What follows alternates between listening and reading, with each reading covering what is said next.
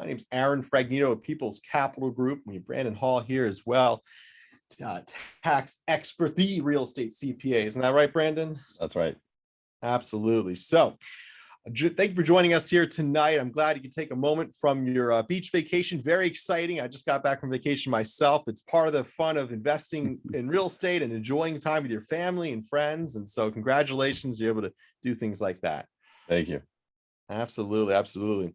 So I see more people are jumping on. We just went live on Facebook as well. We're going to have a fun conversation here tonight. We're going to make taxes exciting, and we'll be speaking for about 45 minutes or so. We'll be opening up for questions as well. So I'm going to, I think actually, Brandon, if you want to start with asking me a round of questions here, and then we'll circle back around. I can ask you a round of questions, or do you want to go first? What do you think?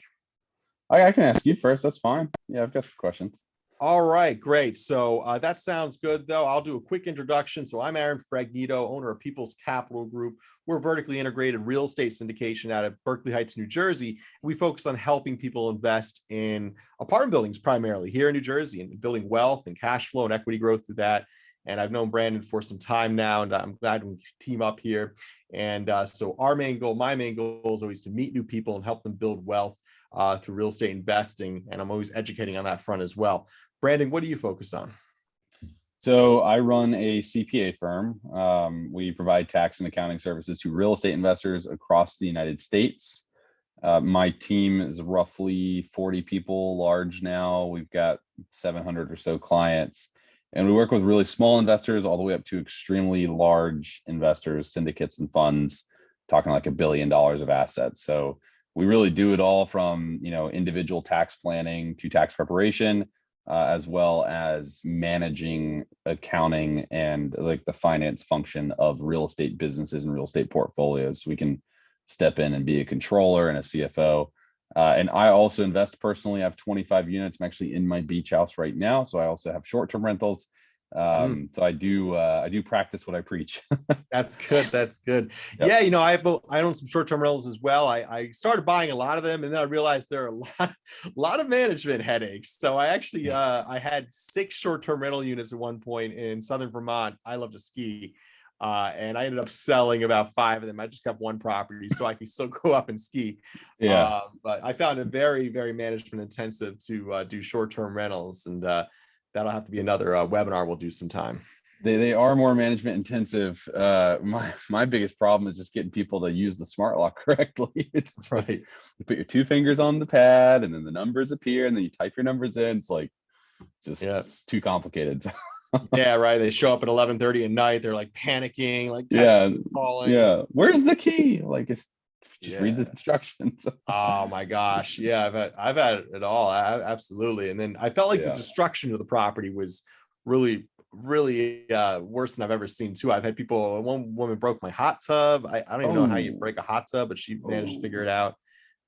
It was a huge cost. Airbnb didn't work with me on it. It was very disappointing. So the tough experience with Airbnbs. Really, I think there's a lot of people who make them seem really easy and profitable.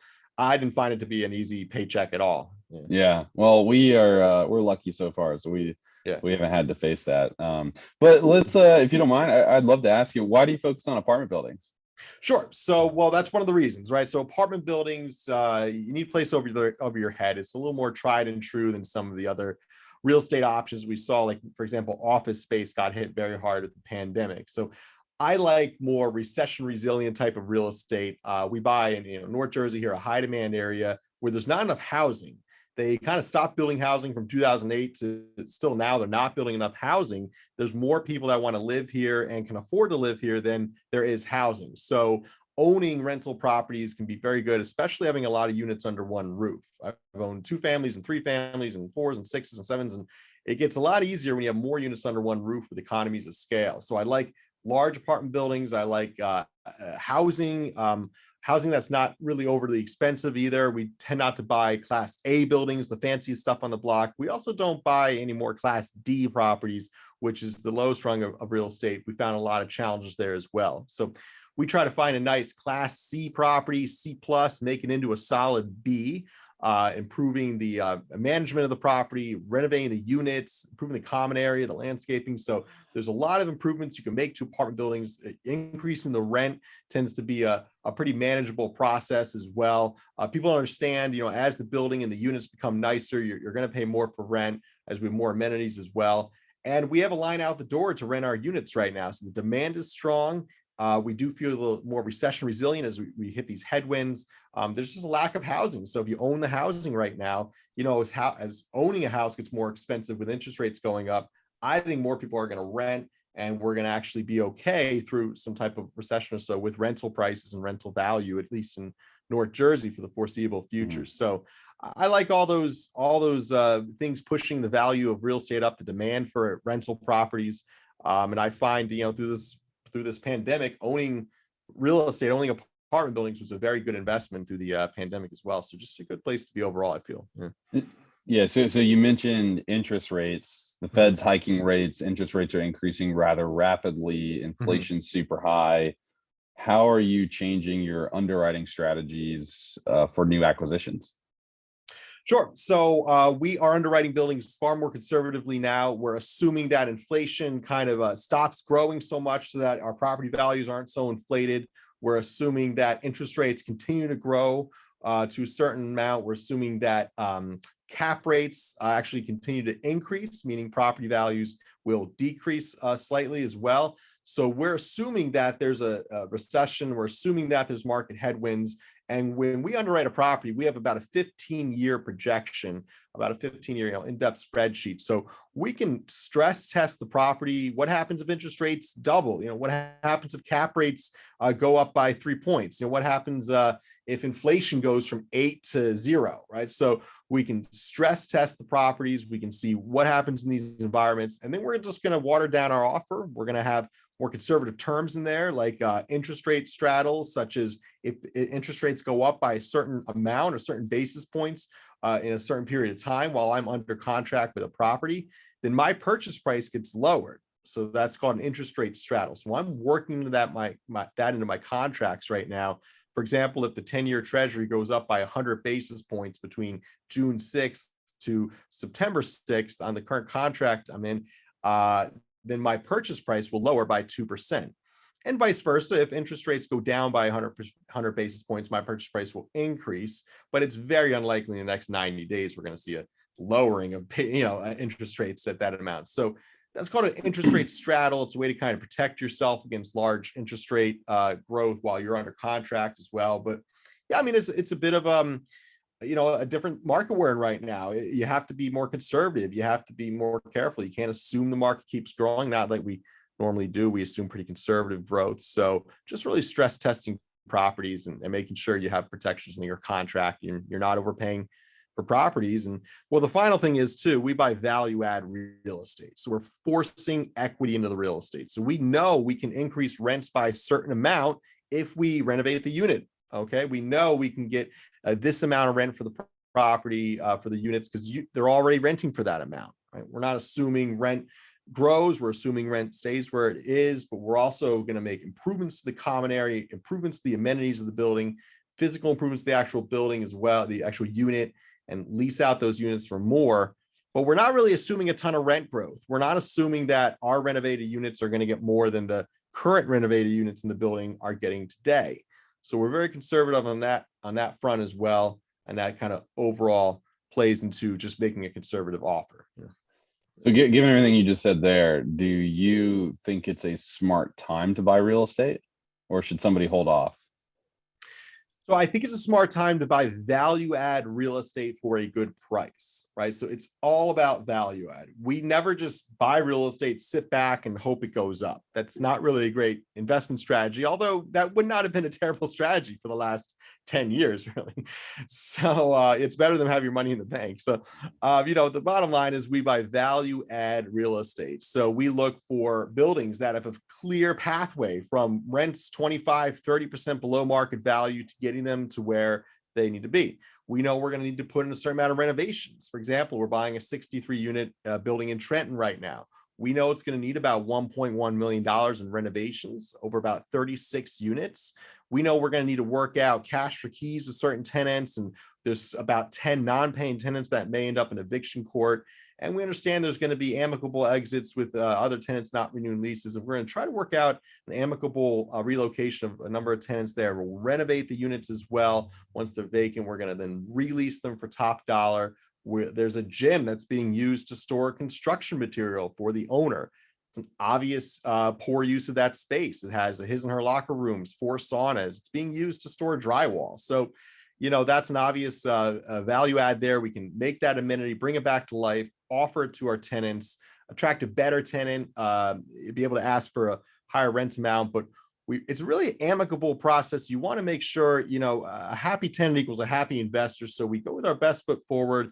Even if we're looking to work out a cash for keys or a move out scenario with a tenant, we always want to be approaching with professionalism and information and give them guidance on on the law and the process, and also help them with move out funds and things like that, a return of a security deposit. So we try to be very amicable with the tenants. We try to renovate the units, have a clear pathway to improve the value of the property. It's not guesswork. It's not gambling.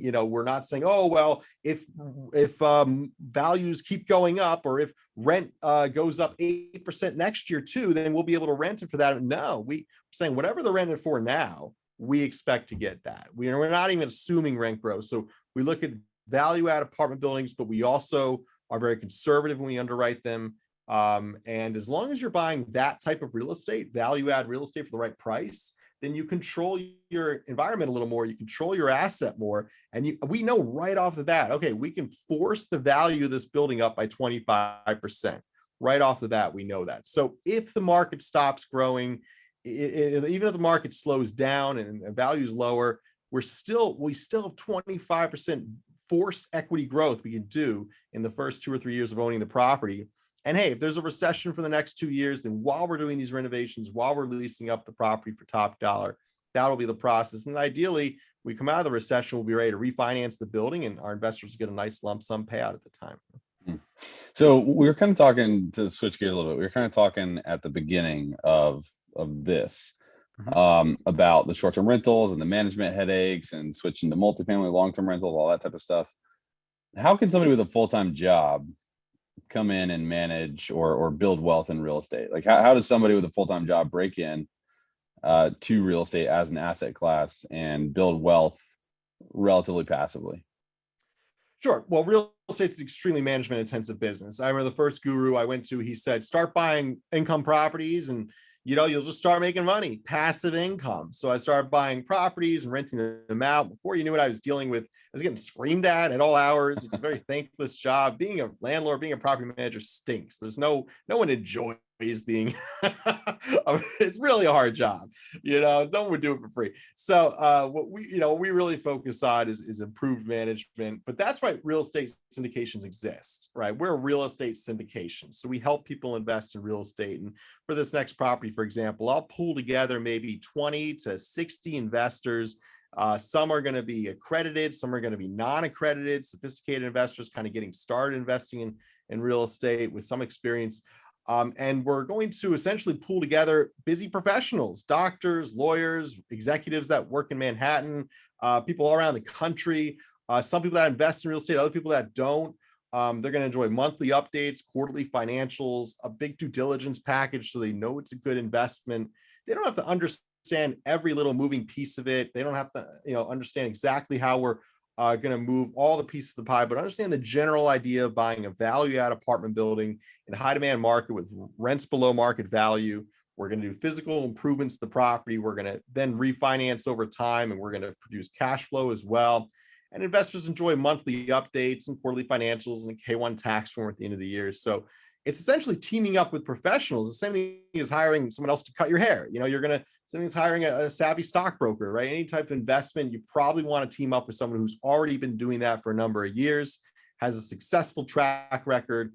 And that way you're going to learn from what they're doing. And hey, if you want to go start a real estate syndication or buy some multifamilies in your town and take that plunge, everyone has that that write in real estate, but a lot of people that invest with us actually say, hey, I bought some properties, I'm managing them, or I'm managing a management company, and it's more work than I was told it would be. It's not as much profit as I thought it would be either, because I'm making mistakes, and mistakes cost money. So I just kind of want to invest with you guys, get the same returns I'm earning anyway on my properties I own 100% of, but since I own a small piece of a large property with you guys, I can tend to get the same type of returns. So that's how real estate syndications exist. There's tons of them out there. You want to find one that's a good fit for you.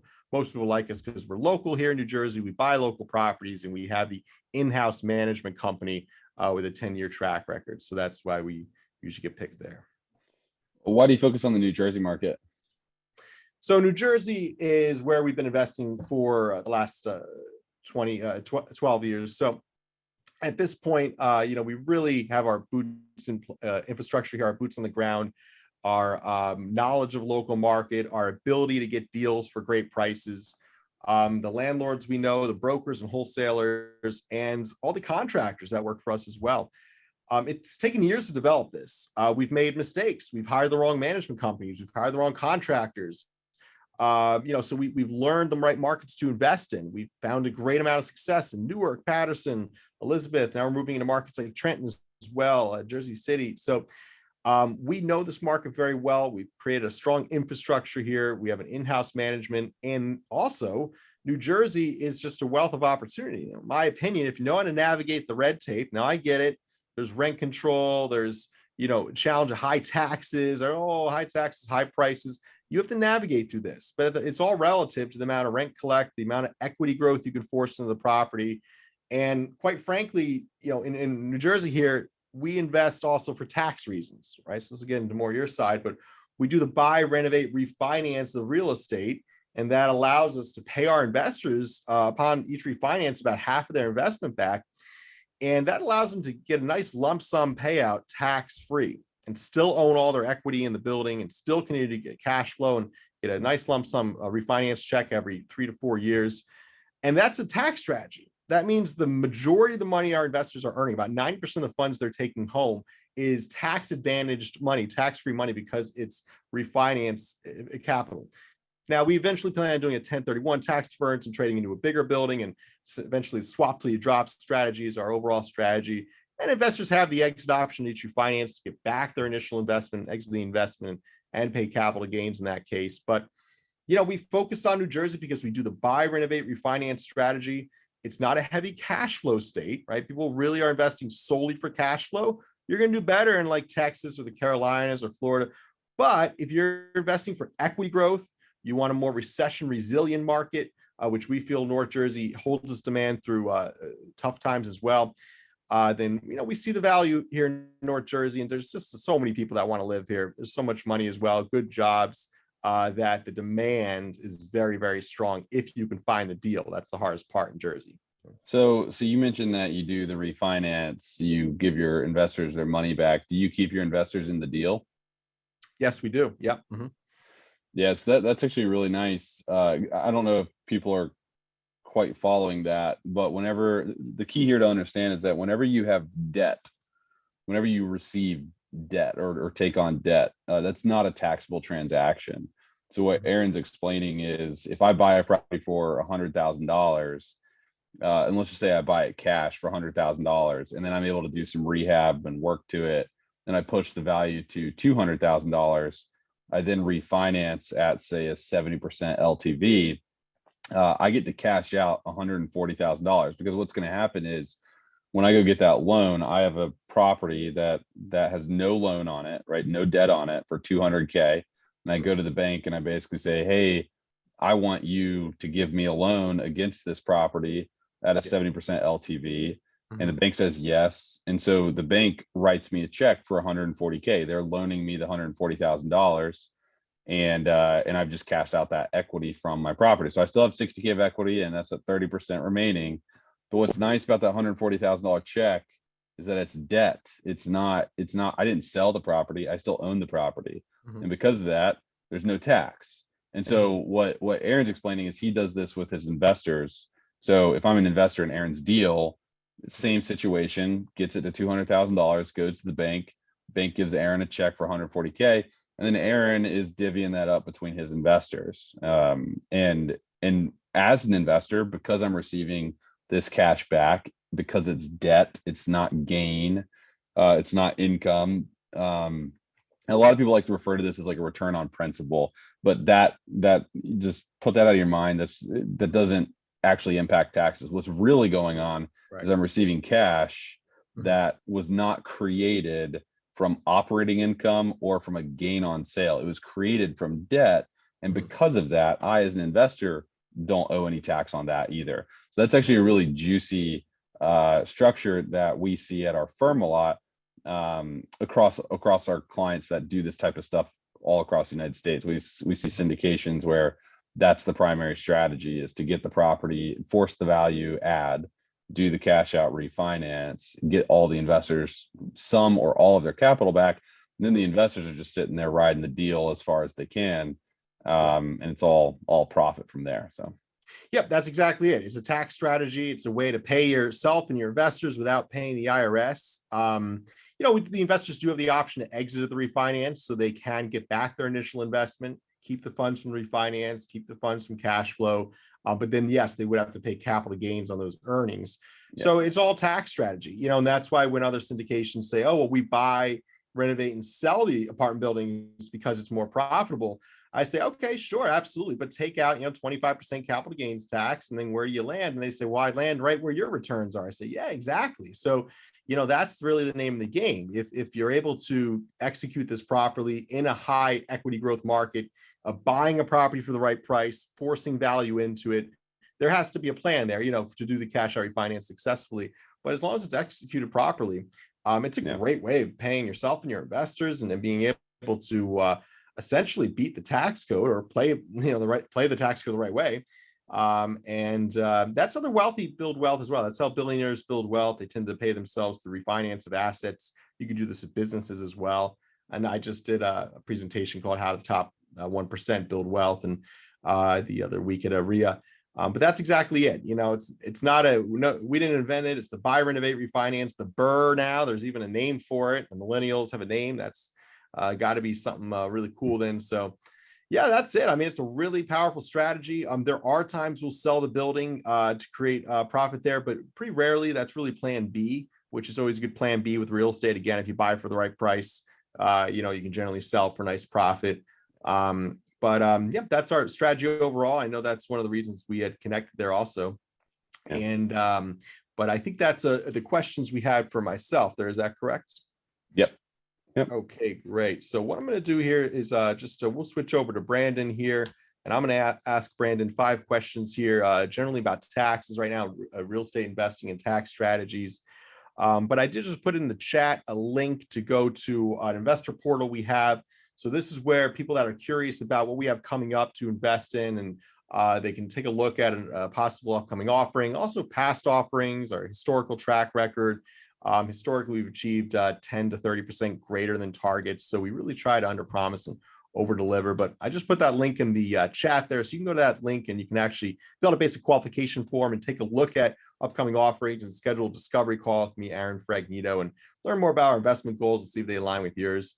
You can also go to peoplescapitalgroup.com as well. That's another website to learn more about how we help people invest. If you have questions as we go along here, please type them in the Q&A, and I'm going to answer. It looks like there's one question for me here. I'll just answer real quick before we go on. So it's how much do you need to invest? So our minimum investment is $30,000. Minimum is $30,000. Our maximum investment is $5 million. Can you use 403B money? Boy, can you use 403B money? I know you can invest with a self-directed IRA. You can invest with a solo 401k. Yeah. What exactly are the restrictions on 403B money, Brandon? Do you know? I'm not too I don't familiar. think you can. You would have to roll that out, and you would have to roll that into a solo 401k or self-directed IRA before you'd be able to utilize it. Most of the time, there's pretty solid restrictions on the 403B. That's government sponsored plan. So okay. So yeah, you would need to self-direct that into a solo 401k. You'd probably want to talk to an IRA custodian or an IRA specialist. If you have questions there, actually, you can email us at info@peoplescapitalgroup.com. And let me see if I can write that in there. So someone doesn't let me type here. But yeah, so that's no, it's not let me type that. But yeah, you can't do that. Unfortunately, you do have to self-direct that to a solo 401k. We do accept self-directed IRAs and solo 401ks. About a third of our investors use that tool to invest with us because we have that long-term strategy and that long-term mindset of real estate. And essentially, you never have to exit our investments either. That's another thing I see a lot of funds do. Eventually, they have a buyout period or kind of a limitation you can invest in the fund. We don't really have that strategy with our investors. Once we own a building, we're renovating, it's cash flowing nicely, we're refinancing successfully. Why exit? Why sell your cash flow machine? And why push those investors out as well? So I think as we trade into a bigger property through a 1031 tax deference down the road, again, the investors come along for the next investment opportunity and roll that principal over and to create bigger and bigger wealth. So it's really a long-term wealth growth strategy. You don't have to exit. We're not going to buy you out at year 3, 5, or 10. It doesn't work like that. Essentially, you have those exit options, but that's a long-term strategy, which I think most of our investors share with us. So that's why about a third of our investors are self-directed IRAs. Here's another question. Do you get from Harriet? Do you get tax benefits investing passively? Yeah, absolutely. And Brandon and I did a podcast about this called when we talk about the differences between passive tax write-offs and active tax write-offs. And I actually got a lot from that. Brandon, you taught me a lot on that podcast. That was great. So I really enjoyed that. And I do a lot of podcasts. I do a lot of speaking. It's fun when I team up with someone who's really knowledgeable and I'm learning a lot from it. I always enjoy those podcasts. So I really enjoyed that. But absolutely. So you'll get passive tax write-offs from a passive investment. That's it comes in the form of a K-1 tax form at the end of the year. And that's going to allow you to write off other passive gains. So eventually our investments will create passive cash flow, which could then be written off using passive tax depreciation. But, off the bat, before we create cash flow, you can use those passive tax write-offs that the assets create to write off other passive forms of income. You cannot write off passive income with active tax depreciation. So if you are actively in an investment, and you're earning active income from a business you run every day, and you want to use the passive tax write-offs from People's Capital Group as investments to write off your active income from your active business, you cannot do that. So you can only write off passive income with passive tax depreciation. And this is considered passive tax depreciation. So, well, let me kind of add some color here. So the very simple answer, the question was, do you get tax benefits if you invest passively in a syndication or a fund, or even with somebody else in a small partnership? The simple answer is yes, you get tax benefits. Now, here's why. A lot of people think that the tax benefits are kind of what Aaron just described. I invest in something and it creates a loss thanks to the depreciation, and that's my tax benefit. But the reality is if you think about let's say you own $100,000 single family rental and it's renting for $2,000 a month. So you are earning $24,000 a year on your $100,000 single family rental. Let's say that your expenses, let's say you bought it cash, just to keep it simple. Let's say that your expenses are $17,000, super high maintenance single family rental for whatever reason, but just go with it. So $17,000 are all of your operating expenses, all of your repairs, all of your capital improvements, everything. So if you had $24,000 of rental income, $17,000 of expenses, then you have $7,000 of net operating income. And my numbers aren't going to work out as well as I thought they were in my head, but let's assume that you also have $10,000 of depreciation expense, okay, on this 100K rental. You get $10,000 depreciation expense. Well, I'll go over the numbers again. 24K of rental income minus $17,000 of expenses equals $7,000 net operating income. But if I have depreciation expense of 10K, then what's really going on is I take that $7,000 net operating income, I subtract $10,000, so I wipe out my 7K of income, and I'm left with a $3,000 tax loss. Now, when I tell the IRS that I had a $3,000 tax loss, what I'm not telling the IRS necessarily is that I pocketed $7,000 of cold hard cash. So the point that I'm trying to make is that even if I can't use that $3,000 tax loss, like let's say it is passive and I don't have any other passive income and I don't have a gain on sale from a passive activity. So that $3,000 tax loss that was created from the depreciation, I can't use it. It gets suspended. It gets carried forward. A lot of people at that point go, well, real estate investing, I get no tax benefits. But in reality, the depreciation wiped out my $7,000 of taxable income or of net operating income. Right. So I had $7,000 that hit my pocket, real cash, cold hard cash. But I get to tell the IRS I actually lost three. And even if I can't use that $3,000 tax loss, what I actually did is I sheltered $7K from taxes. Right. And then if I can do that 10 times, now I'm sheltering $70,000 from taxes. Yes. So to circle back to Harriet's question, do you get tax benefits if you invest passively? Yes, because if you invest in a syndication, what's going on? Well, they're buying that same $100,000 home. They have the same economics, the $24,000 rent, $17K of expenses, $7,000 net operating income, $10,000 of depreciation. But what's really going on is now instead of owning the entire $7,000 of net operating income and the entire $3,000 tax loss, when you invest passively in a syndication, you just get a small percentage of that. But it's the same concept that's still being deployed there for you. So you're still receiving positive cash flow ideally, or gain on sale or whatever, depending on the structure, but you're still receiving a benefit that you're deferring taxes on. It's just sliced up. Of course, that makes sense. Yeah, absolutely. And that's a good way of explaining it. And I mean, I pay myself through the refinance of real estate, and I essentially pay 0% income tax. It's really incredible. I don't pay myself a salary or really take partner draws. So yeah, it's a great strategy. Real estate offers, in my opinion, well, I think really it's almost a fact, like the most tax benefits of any asset class over stocks, at least compared to like the general popular asset classes, let's say bonds, stocks, cryptocurrency or something. Real estate offers much more tax benefits than most of those other categories. So that's one of the reasons people love it, but it is management intensive. It's not like just buying an index fund and sitting back and watching go up. It's different when you buy a multifamily property. It's much more management intensive. So that's why real estate syndications exist, of course. Okay, so one more question here. What if you were holding a note? What are the tax benefits for it? Brandon, that's probably a good question for you.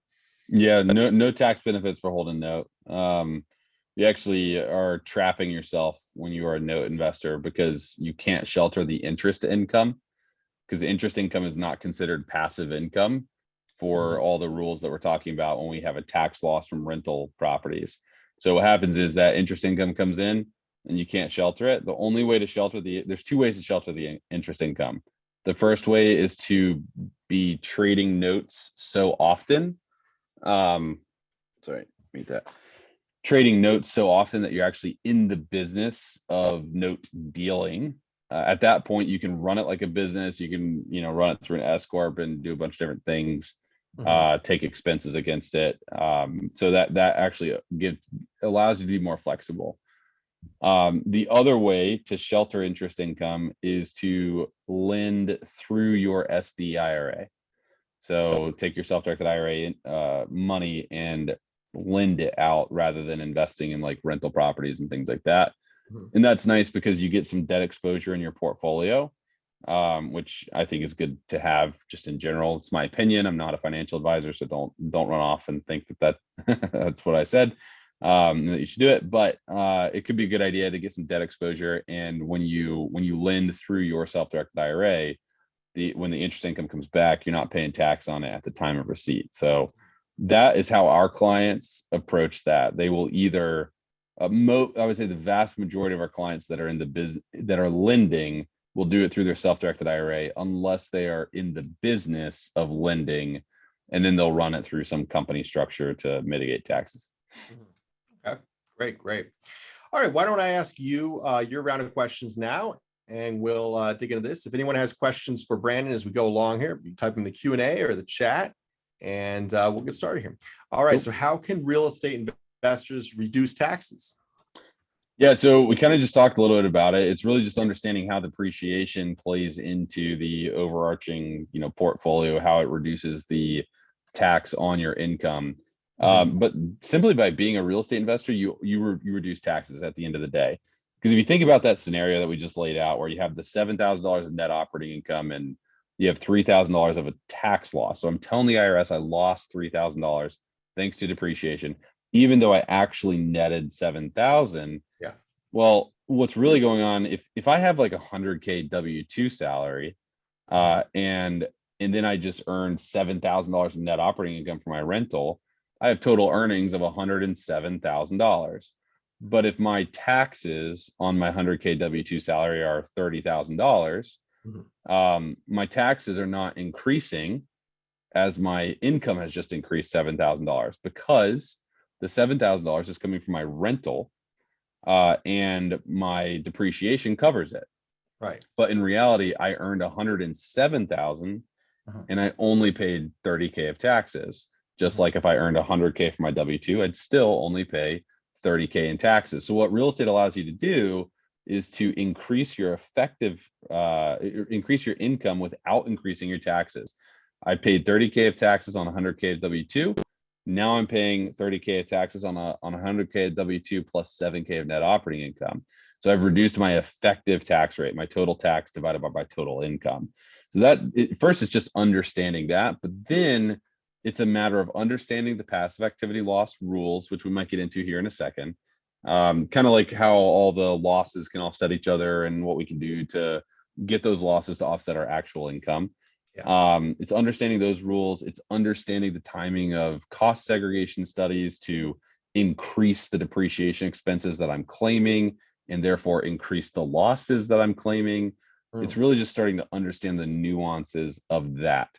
But step one is really just first wrapping your head around, I can reduce my overall tax rate, my effective tax rate, simply by buying cash flowing rentals Mhm. and depreciating enough to cover the net operating income coming from that cash flow or coming from that rental. Yeah. Yeah. Okay. Interesting.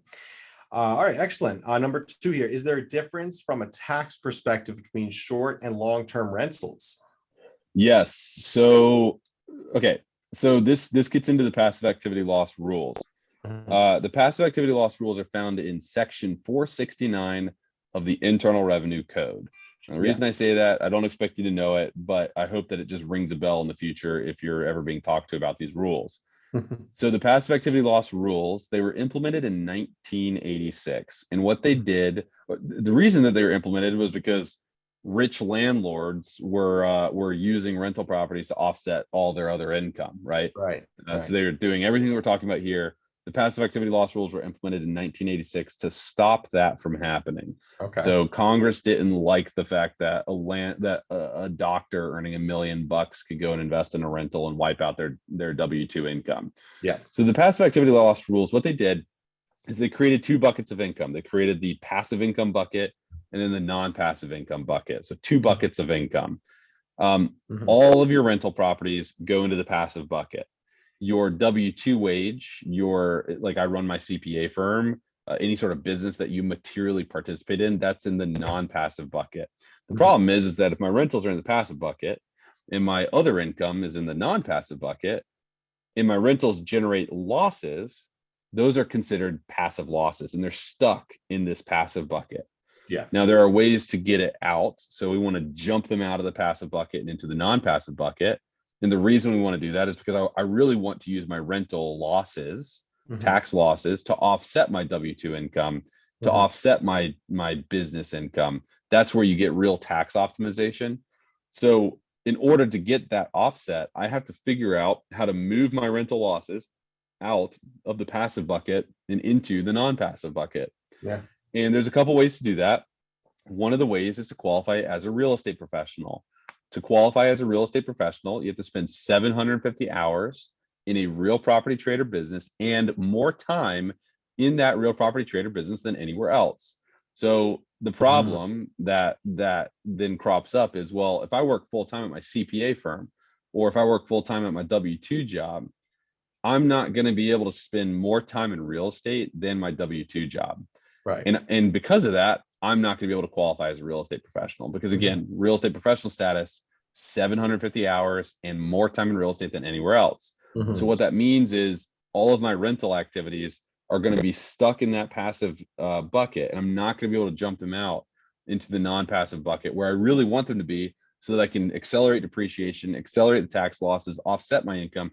I can't do that until I'm able to qualify as a real estate professional, which means I have to quit my job or I have to go part-time in order to exceed hours in real estate.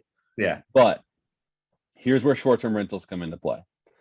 Short-term rentals, as long as the average period of customer use is 7 days or less, then the short-term rental is not considered a rental activity under Section 469. And what we have in Section 469, it says all rental activities are passive unless you qualify as a real estate professional.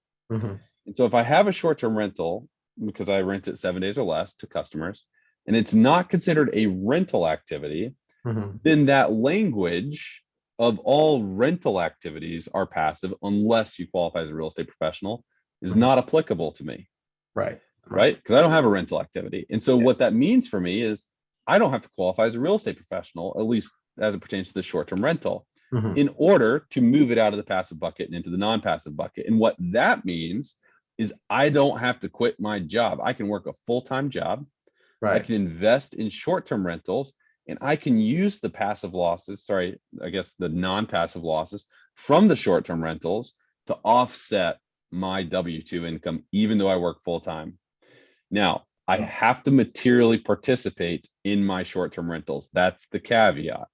So I have to materially participate. There's 7 tests for that, which are quite frankly way beyond the scope of this conversation. But you do have to do some work. That's what material participation means. So you can't just go buy a short-term rental, outsource it to a property management company, walk away, call it a day. You have to actually manage it. You have to be part of it, and you have to do it for a certain number of hours. That's what the material participation tests tell us.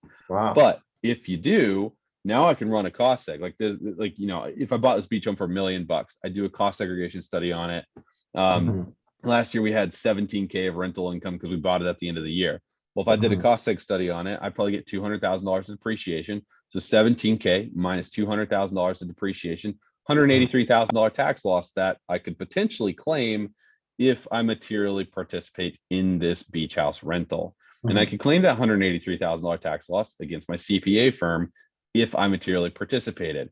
And that would probably yield a $70,000 to $80,000 tax refund for me from the federal and the state, combination, which is really nice to have, especially if we're potentially headed into a recession. I want that extra cash, right? So that's what short-term rentals do. It's a little loophole to the otherwise rock solid passive activity loss rules. You can't do this with long-term rentals because long-term rentals are going to be considered rental activities. And the only way to one of the only ways to jump the rental activities out and into that non-passive bucket is to qualify as a real estate professional, which you can't do when you have a full-time job. And that law I'd imagine, was made before Airbnb existed. Yeah, 1986. Right. So there you go. Right. So I wonder if they're gonna review it now that Airbnb exists. They will. I guarantee you, they will. Yes. Right, because the government wants more of your money. And the way that they'll review it is through tax court cases. So we're going to see short-term rental investors going to tax court to try to justify that they did materially participate. We're going to see some of them win, and we're going to see some of them lose. Interesting. Okay. Well, hopefully you're not one of those people, but I think you'd win the case. You got a pretty good, you're dealing with all the shenanigans of the lock codes and everything. So, Yeah, well, you have to track your time. You got to hit a certain number of hours, and really you need to be working with a CPA on planning for it, because it is, it can be very lucrative, but I see too many people just taking it very non-seriously. I'd imagine most people probably skirt the laws, just hire a management company and really don't participate. You get audited, you got to prove you're actually participating. And these days, everything's recorded. So it's if you have no communication with guests, or you're clearly talking to a management company once a week or something, then that'd be a challenge. So, all right. Well, interesting strategy. That's really, if you're willing to put in a little extra effort and put in the time with some short-term property management rentals, and hey, at the end of the day, it can make sense of getting a really nice beach house. And so that's kind of the name of the game there. And very cool, very cool. All right. So number 3 here, can you explain the benefits of a cost segregation study? Yeah, so the cost, so we talked about depreciation, going back to that example of $7,000 net operating income, $10,000 depreciation expense. So I've got negative $3,000 from a tax perspective.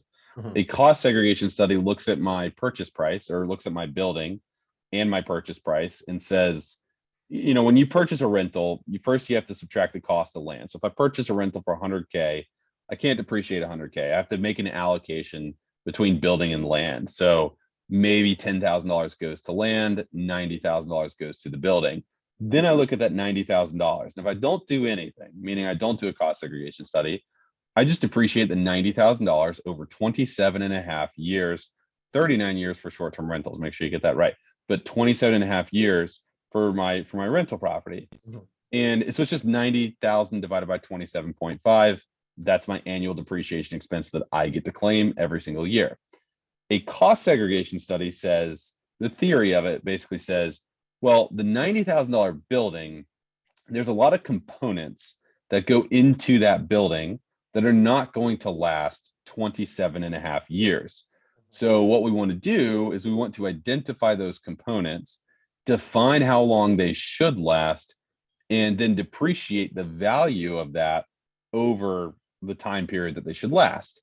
So for example, within my $90,000 building might be carpet. Maybe it's $2,000 worth of carpet. Well, I'm depreciating $2,000 over 27 and a half years if I don't do a cost segregation study. But if I do a cost segregation study, I get to say that the $2,000 of carpet should actually be depreciated over 5 years. Why 5 years? That's what Congress gives us. There's a 5-year bucket, a 7-year bucket, a 15-year bucket, and a 27 and a half year bucket. That's what we get to deal with. So we can't make it up. We have to use one of those predefined buckets. Right. But a cost seg study moves $2,000 out of the $90,000 bucket and puts it into this 5-year bucket. And so now I'm depreciating $2,000 divided by 5 years, right? So I get $400 of depreciation expense every single year for 5 years versus 2,000 divided by 27 and a half, which is like what, $80 a year. So I get 400 mental math, right? Yeah, and typically I'm on it, but I'm at the beach, man, so I'm a little slower. But so now I get $400 a year for 5 years rather than like $80 a year for 27 and a half years. I'm accelerating my loss recognition, which you absolutely want to do, especially in a high inflationary environment, which is also probably beyond the scope of this conversation. Just know that you want to do that cost seg study. Yeah. But what I now see is I see $2,000 of 5-year property and $88,000 of 27 and a half year property to get $90,000 total, and then also $10,000 of land to make up my total $100,000. But a cost segregation study will do that for every single component. And what you'll end up with typically is anywhere between 20 to 30% of the total purchase price being allocated to the 5, 7, and 15-year depreciation bucket. So that $100,000 acquisition, maybe $20,000 gets allocated to 5, 7, 15-year buckets. $70,000 is left in my 27 and a half year bucket. So now I've got $90,000 total, and then the remaining $10,000 is land. The additional interesting, cool thing about cost segregation studies is that I can use 100% bonus depreciation to immediately claim the full amount of the value for any property with a useful life of less than 20 years. So in this example, I buy the $100,000 home, I do the cost seg study, $20,000 gets allocated to 5, 7, 15-year property. All of those types of property are less than 20-year life because they're 5, 7, 15-year lives instead. What that means is I get to immediately expense via depreciation, bonus depreciation, the $20,000. So in year one, I take $7,000 net operating income and I subtract a $20,000 depreciation expense, leaving me with a $13,000 tax loss. And ideally at that point, I get to claim the tax loss against my W-2 income and my business income, assuming that I meet the passive activity loss rules, the exceptions to those. Right. Okay, and that kind of leads to our next question here. So if depreciation creates a loss, what happens? Yeah, I kind of got ahead of myself and touched on it a little bit, but when Yeah. depreciation creates a loss, Mhm. what you have is a tax loss. Yeah. So I like everybody to kind of really think about, do I have taxable income? Do I have taxable loss? And in talking those terms. So when depreciation creates a loss, all you have is a tax loss. And Mhm. then the question is that tax loss a passive tax loss or is it a non-passive tax loss? Which bucket should I be putting this tax loss in? And you have to go to the passive activity loss rules to decide. And if it goes into the passive loss bucket and I don't have any other passive income, because a tax loss that's passive can offset any other type of passive income or Mhm. gain on sale from a passive activity. Mhm. You know, a rental loss from rental A can offset rental income from rental B. You can Yeah. totally do that. But what typically happens is at the end of the day, because real estate's so tax advantageous, I end up with a lot of losses, tax losses. Mhm. And those tax losses are passive. And I don't have anything else to offset. So they'll just become suspended and they'll carry forward. And they Mhm. carry forward indefinitely. There's no, time expiration date on it. But that's what happens when depreciation creates tax losses. Okay. Interesting. All right. And then our last question here for you is, what should investors know about tax changes in 2022? So there's three main ones. The first is that your business meals are now 100% deductible throughout the remainder of the year. Oh, I'm going to start eating Um, some more then. yeah, exactly. Have some more client dinners. It will revert back to 50% starting next year. So just keep that in mind. That's a simple one. Mhm. The other one is that bonus depreciation. I just mentioned it. It's 100% bonus depreciation. I can write off 100% of the cost or 100% of the value. That's going to be decreasing starting next year. So that actually goes to 80% next year. Then it Wow. goes to 60% in 24. Then it goes to 40% in 23, and so on and so forth until it reaches 0%. So bonus depreciation is going away, which means that if you're buying property, you should be cost segregating and reaping the benefits of bonus depreciation as soon as you can this year, next year. 80% still pretty darn good. So next year as well. The third thing is this was new as of 2021, but everybody's finding out about it as they prepare their 2021 tax returns now. Um, so it's still in play for 2022. It's called excess business losses. You cannot deduct losses beyond a certain threshold that exceed business income.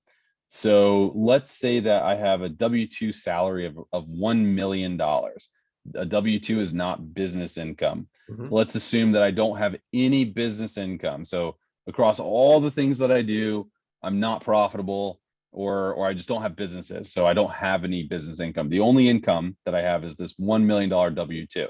Yeah. I invest in real estate. I'm a real estate, let's say my wife's a real estate professional. We're Yeah. able to claim tax losses. So we do the bonus depreciation. We really Right. maximize it. I create $700,000 of bonus depreciation. It creates a $700,000 tax loss. The Mhm. question is, how much of that $700,000 tax loss can I use to offset my $1 million W-2 job? The answer is you can only use $500,000. So you can only use up to 250K if you're single, 500K if you're married filing joint, of business losses that are in excess of business income. That's the cap. The remainder gets carried forward to next year and you can use it next year. So in this example, I create 700K of tax losses. I've got $1 million W-2. I can only claim 500K because I don't have any business income. So I can only claim 500K of loss in excess of my business income. The remaining $200,000 carries forward to next year. If I do a simple switch of this scenario and I make the $1 million W-2 $1 million net income from my CPA firm, now, oh, should be sweet. Now, now I have business income, Yeah. right? And now I can claim the entire $700,000 of tax losses Right. because my tax losses do not exceed my business income. So Mhm. just be really careful about that. This rule is going to hurt. It's not going to hurt people that are earning their money from businesses. It's going to hurt people that are earning their money from W-2 jobs, or they're like, taking a sabbatical and they're cashing out dividend or they're cashing out stock that they've earned. None of that's business income either. So just be really careful as you're going through your tax planning and trying to create these large tax losses because there Mhm. is a limit Yeah. if you're not paying attention. Okay. And here's another question from Harriet. If I switch my 403B to a self-directed IRA and I use money from it, is it also considered money earned and I pay taxes on that money that I took out? So you would need to work with somebody, either a CPA, a financial planner, or somebody that can set up SDRAs for you to really look at that and analyze that with you. It depends on how you've set up your 403b, whether you have Roth money or not, and what you're rolling over when you roll it over. So that's it's a good question. It's also a loaded question that I'm not going to be able to answer on this webinar. Yeah. Okay. So it's more of your personal situation there. So Harriet, definitely maybe connect with Brandon, or if you want to connect with us as well, I can actually introduce you to an IRA specialist, a self-directed IRA specialist, which might kind of be the pathway you want to go to figure that out, or talk to whoever holds your 403b right now and operates that, and they could ideally guide you as well. But generally, a firm that doesn't do self-directed IRAs isn't going to be able to guide you as well on self-directing your IRA or turning it into a solo 401k or whatever the scenario is. So you may want to talk to a specialist in that space. I can put you in touch with one. So if you go to peoplescapitalgroup.com there and get in touch with us, we can reach out to you. We could send you Alan Johnson, who I would suggest for self-directed IRA guidance. But Brandon, I know your firm knows a lot about it as well. So maybe you want to put your information in the chat there as well, so people can reach out to you and connect with you if possible. Make sure you put it in the chat. You send it to everyone, not the panelists and hosts there. But yeah, that'd be great. So Brandon is a wealth of opportunity, wealth of information there. There's his website, therealestatecpa.com. You can go there and learn more about how you can connect and as well. So it's if you filed your extensions, it's not going to last forever. You got to get those things done. Is that right, Brandon? That's right. Absolutely. That's great. That's great. All right. So we had a great turnout here tonight. Thank you everyone for coming on so much. I put my information there in the chat as well. My website, peoplescapitalgroup.com. We come out with weekly podcasts, weekly blogs. Boy, I did 3 webinars in the last 2 weeks here, and I did 2 speaking engagements at 2 RIAs last week as well. So we speak a lot of locally here, but you can also catch us online also, and that's all peoplescapitalgroup.com. I put another link in there that you can go to learn about upcoming offerings, get qualified, schedule your discovery call to see if our investment goals align, and that's the portal there, peoplescapitalgroup.inv portal. So that'll allow you to sign up there, get on our investor list, start the qualification process, and just review upcoming offerings, see if they're fit for you. And you can also learn more at peoplescapitalgroup.com as well. So any parting words, Brandon? That's it for me. Thanks everybody for jumping on and listening to a little bit of tax knowledge. I appreciate it. Thank you so much. I always enjoy my time with you, my friend. It was great to see you here. And so yeah, our information is in the chat there. Hopefully we're able to answer everyone's questions. I'll leave this up for a few more minutes. We also went live on Facebook there as well. You can check us out at Real Estate Investments as a Facebook page, or People's Capital Group Investor Community on Facebook as well. It's our Facebook group. But yeah, that's it for now. I'm going to check out here. I'll leave this up for a few more minutes. Have a good day, everybody. Thanks a lot for joining us. Thanks, everyone.